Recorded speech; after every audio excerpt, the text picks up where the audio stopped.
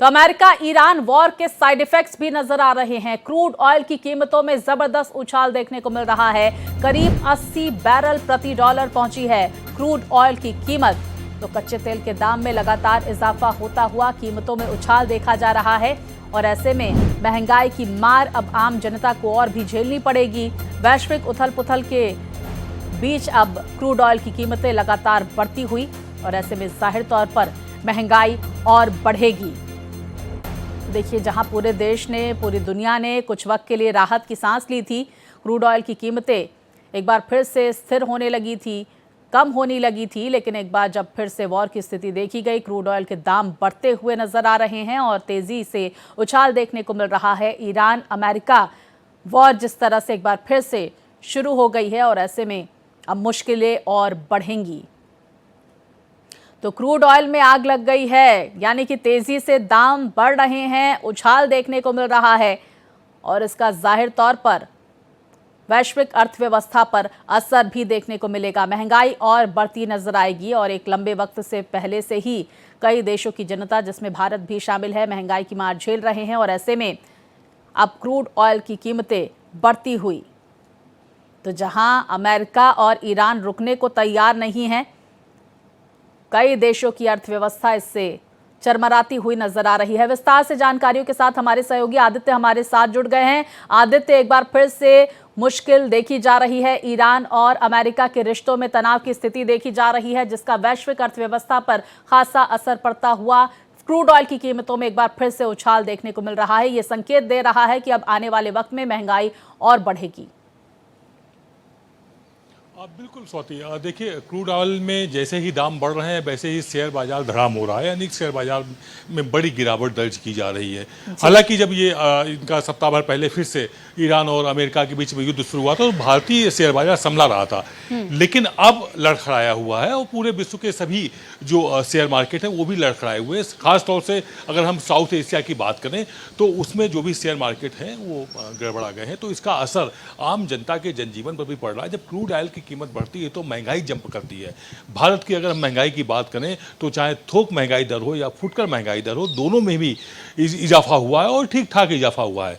हालांकि ये middle east में जो तनाव था, इसको देखते हुए आरबीआई ने पहले ही जो अंदाजा लगाया हुआ था महंगाई के दर को, वो 5% तक जाने की बात कही गई थी, लेकिन अब ये 5% की जो ग्राफ है उसको भी क्रॉस करता हुआ नजर आ रहा है। तो ऐसे में तमाम तरह के एहतियातन कदम उठाने होंगे और अगर ये विश्व में, मिडिल ईस्ट में इसी तरह से तनाव बना रहा आने वाले कुछ दिनों में, तो स्थिति जो है वो और ज़्यादा चिंताजनक होगी, उसको संभालना आसान नहीं होगा। तो यहाँ एक बात ये बतानी जरूरी है कि अगर आज की तारीख में एकदम से ये लोग युद्ध रोक दें, यानी कि जो शांति समझौता हुआ था उस समय भी अगर ये युद्ध रोक देते तो भी महंगाई पर असर पड़ना ही पड़ना था, क्योंकि सारी स्थितियां सामान्य होने में 2 साल तक लगेंगे। वहां जो डैमेज हुआ है, फिर से तेल का उत्पादन जो शुरू होना चाहिए, इन सब में काफी समय लग जाएगा।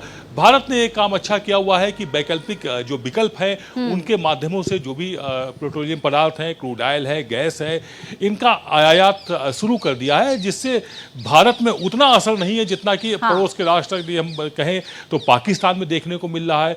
भारत में जो पेट्रोलियम पदार्थों की अगर हम बात करें, पेट्रोल और डीजल के जो दाम बढ़े हैं, तुलनात्मक चाहे वो अमेरिका हो या विश्व के बाकी देश हों, उनकी तुलना में काफी कम बढ़ा हुआ है। बिल्कुल, और ये क्योंकि देखिए, भारत जिस बात का आप जिक्र कर रहे हैं आदित्य, सब्स्टिट्यूट पर लगातार काम भी कर रहा है और ये भी जानकारी आ रही है कि रूस से भी तेल खरीद जो है वो अब और ज्यादा कर दी गई है भारत की तरफ से। ये भी समझने की कोशिश कर लेते हैं आदित्य, अमेरिकी राष्ट्रपति डोनाल्ड ट्रंप होर्मुज स्ट्रेट को लेकर कह रहे हैं कि भाई 20% का टैरिफ लगाया जाएगा और 24 घंटे के बाद ही उनके इस निर्णय में बदलाव देखा गया, उन्होंने निर्णय पलट लिया। उन्होंने ये कहा है कि पश्चिम एशिया के देशों से बातचीत हुई और उसके बाद ये निर्णय लिया गया है। लेकिन दूसरी तरफ देखिए, होर्मुज को लेकर खींचतान अमेरिका और ईरान के बीच जारी है। क्या स्थिति होर्मुज में देखने को मिल रही है? और स्वाति, अगर हम होर्मुज की बात करें तो उस पर अमेरिका किसी भी तरह से नियंत्रण चाहता है। हालांकि ट्रंप ने जो बयान दिया हुआ था बिना किसी आधिपत्य के, यानी कि जब आपका होर्मुज पर कंट्रोल नहीं है तो आप 20% टैक्स किस बात का लेंगे, तो इस पर तो आपको वापस होना ही होना था, ये वापस हो भी गए। फिर ये तर्क दे रहे हैं कि हमने ये जो अपना निर्णय 20% टैक्स का वापस लिया है, उसके बदले में मुझे ये आश्वासन मिला हुआ है कि जो भी अरब कंट्रीज के देश हैं वो अमेरिका में बड़े पैमाने पर इन्वेस्टमेंट करेंगे तो वहाँ पर रोजगार चलेगा, यानी कि अपने अपने जो जिस बात से वो पीछे हटे हैं उस बात को सत्य साबित करने पे लगे हुए। तो डोनाल्ड ट्रंप की पहचान भी लगभग पूरे विश्व में अब यही बन गई है। अब अगर हम बात होर्मुज की करें स्वाति, तो होर्मुज पे कंट्रोल करने की कवायद अमेरिका लगातार कर रहा है। ये जो हमले हो रहे हैं वो तटीय क्षेत्र, बिल्कुल लगातार तटीय क्षेत्रों में हमले हो रहे हैं। आदित्य बने रहिए, इस बीच बड़ी जानकारी हम दर्शकों तक पहुंचा देते हैं। ईरान ने कुवैत में कोहराम मचा दिया है। कुवैत में गोदाम में भीषण हमले की जानकारी आ रही है। ईरानी ड्रोन से गोदाम पर यह हमला किया गया है। बड़ी जानकारी देखिए सामने निकल कर आ रही है। तो पश्चिम एशिया के तमाम देशों को ईरान की तरफ से निशाना बनाया जा रहा है, जहां जहां अमेरिकी सैन्य बेस है। लेकिन कुवैत से जानकारी आ रही है, देखिए किस तरह से कुवैत में ये अटैक किया गया, एक गोदाम में भीषण हमला किया गया है। ईरान की तरफ से ड्रोन से ये हमला किया गया इस गोदाम में। तो लगातार अलग अलग देशों पर हमले जारी हैं। हमारे सहयोगी आदित्य लगातार हमारे साथ बने हुए हैं। ये बड़ी जानकारी आ रही है आदित्य कि किस तरह से कुवैत पर अटैक किया गया है, गोदाम पर अटैक किया गया। किस चीज का ये गोदाम था और क्या इस वक्त स्थिति पश्चिम एशिया के अलग अलग देशों में देखने को मिल रही है? अमेरिका और ईरान की क्या स्थिति देखी जा रही है इस वक्त? और स्वाति, जो अभी कुवैत पर ये हमला हुआ है, ड्रोन अटैक किया है ईरान ने, ये सैन्य गोदाम बताया जा रहा है, सैन्य ठिकाना था जहां पर जिसको टारगेट किया है ड्रोन के जरिए ईरान ने। और ईरान ने उसका एक बाकायदा वीडियो भी जारी किया हुआ है कि किस तरह से वो हमला हुआ है।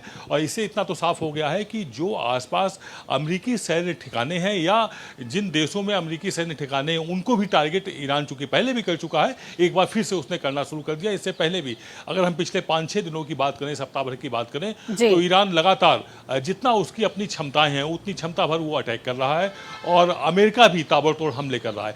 अब जो स्वाति लड़ाई चल रही है वो इस बात की चल रही है कि अमेरिका अपने किसी भी मंसूबे में सफल नहीं हो पाया है कि उसने जो हमला शुरू किए थे, या तो ईरान हार जाता, उन्हें उम्मीद थी सप्ताह भर 10 दिन में ईरान हार जाएगा, मैक्सिमम 15 दिन में हार जाएगा, लेकिन ईरान नहीं हारा।